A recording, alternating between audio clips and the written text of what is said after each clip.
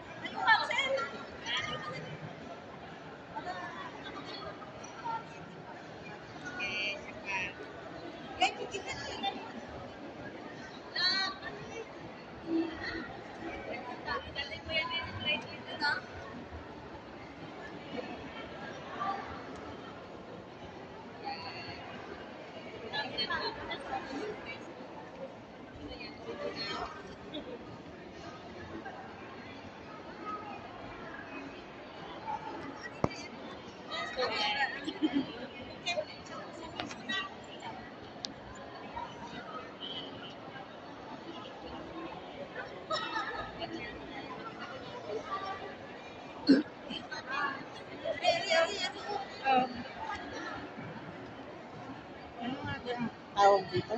Pacific Place. Magla-live ako.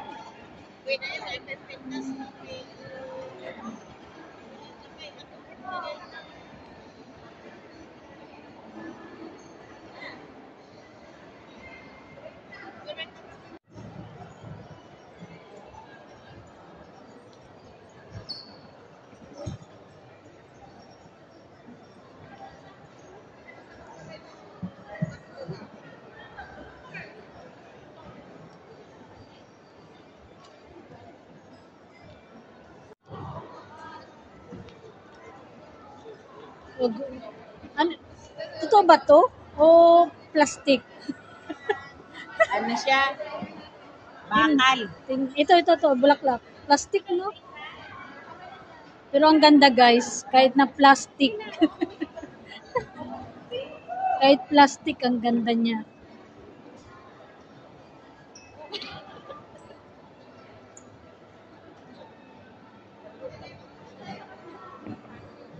Ayan, dito tayo sa ano, guys. Pacific Place. Ayan, guys. Mayroon na tayong lagayan ng candies. Mga ngat-ngatin.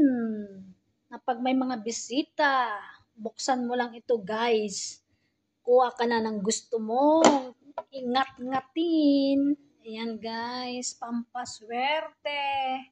Ayan, yung mga coins na yan.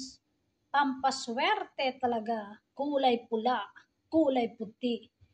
Nagniningning. Gold na gold. Ayan. At isa pang ngat-ngatin, guys. Ay mga nuts ito, guys. Ay, candy pa rin siya, guys. No? O, tignan nyo. Maraming mga ngat-ngatin pag dumarating ang Chinese New Year. Ayan. Takpan natin, guys. Itong gold na to, guys. Ay, hindi pa pala nilagyan ng laman. Ayan. So, ang ilalagay dito ay mga walnuts. Mga iba't ibang klase ng mga nuts. Ayan, guys. Thank you so much and God bless.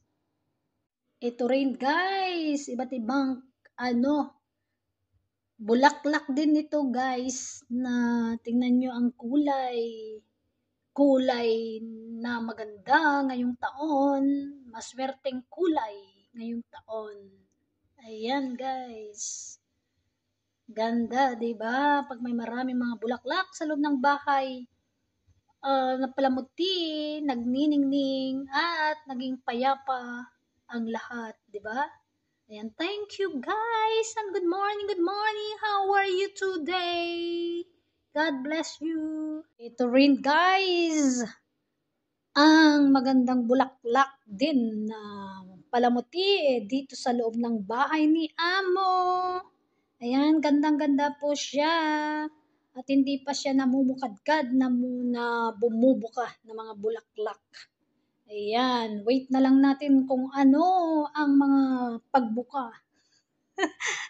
Kung kailan bubuka ang mga bulaklak na ito guys. Ayan, thank you so much for watching all my videos. This is Perla Flores, nagsasabing maganda ka sa umagang ito. Ayan guys, ang magandang tulip na namulaklak na lahat ay bumuka na halos. Bumuka na lahat. Ang unang-una na binili din pagkatapos ng orchids. Ito. Pero namukadkad na sila. Bumuka na sila halos lahat bumuka.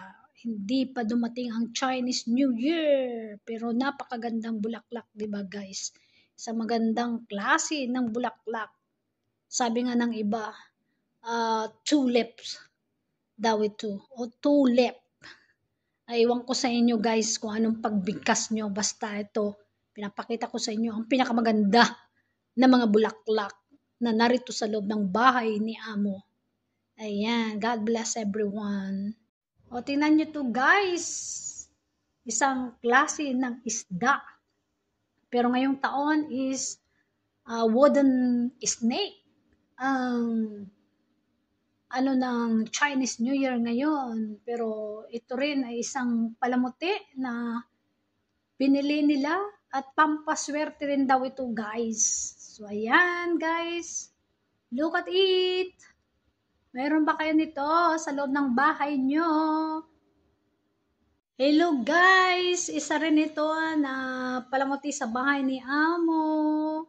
Isang maganda na namang orchids katulad ng ano kasi ito kay magkakasama lang ito guys. Tatlo silang binili ni Amo kaso hindi siya magkasya sa isang paso. So sineparate ko ito guys.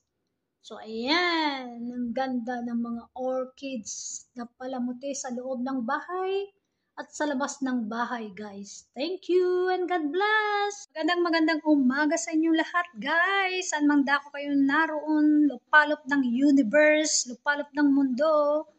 Ito na naman po ang ating mga palamuti sa Chinese New Year sa bahay ni Amo. Yan, ganda-gandang mga bulaklak, 'di ba guys? Ito kasi guys, hindi pa siya namukadkad. Bago kasi itong bili kagabi lang. Ayan. 'Di ba? Ang ganda ng tulips. Thank you for watching and God bless everyone. Good morning, good morning. Magandang umaga, magandang hapon, magandang gabi, guys. Ito na naman po ang inyong lingkod, Perla Flores.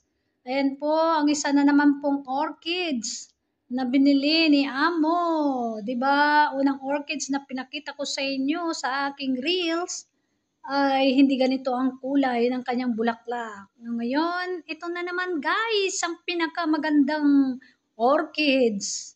Ayan. Pangalamuti sa Chinese New Year ng bahay ng mga amo. Thank you for subscribing in my channel, Perla Flores, and in my reels. God bless everyone. Hello, good morning. This is Perla Flores. Kamusta po kayo, guys? Chinese New Year na naman at hindi mawawala itong ganitong klaseng halaman sa loob ng bahay ng mga amo natin, guys. Sinong wala nito? Kailangan bumili kay pampaswerte. Ayan. Thank you so much. Please subscribe and please follow me in my reels. Thank you and God bless. Tingnan nyo guys. Good morning. Isa na naman pong palamuti sa bahay ni Amo. Isang magandang bulaklak. Diba? Napakagandang mga bulaklak guys. Ito naman po ang pinakamagandang bulaklak na binili ni Amo. Ayan. Mayroon ba kayo nito guys sa inyong mga tahanan ngayong Chinese New Year?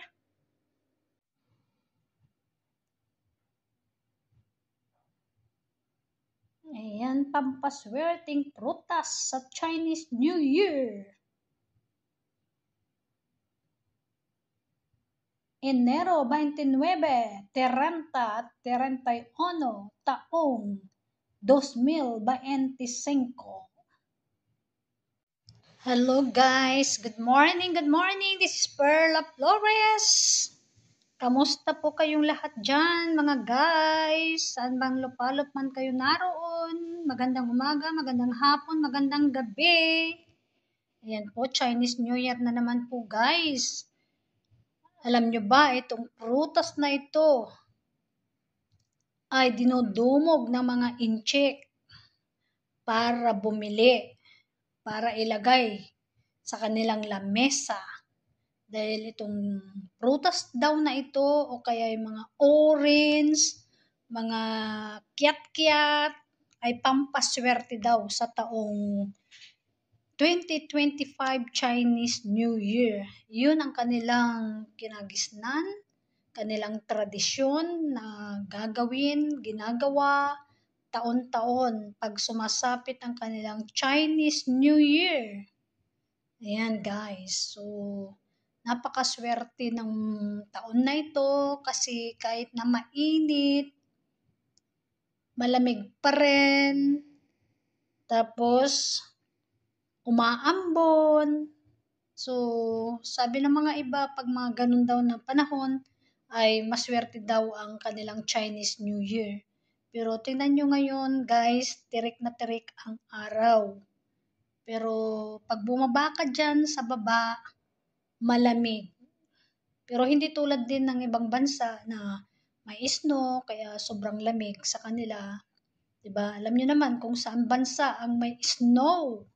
Dito sa Hong Kong, ang klima dito ay ayos lang. Sabi nga nila Hong Kong is the best city. Kasi hindi naman ito country Ang Hong Kong kasi is a city of China. So, ayan guys. So, di ba? Ganda-ganda, di ba? All right na all right. Kaya ayan.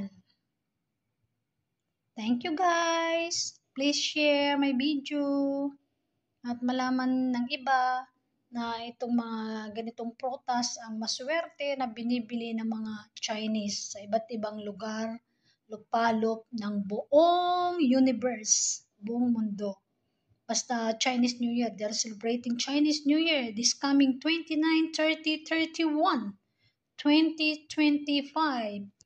Oh, January 29, 30 at 31 taong 2025. Ayan. Thank you guys. Please subscribe to my channel, Perla Flores.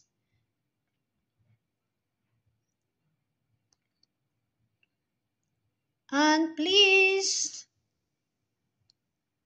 follow me in my reels.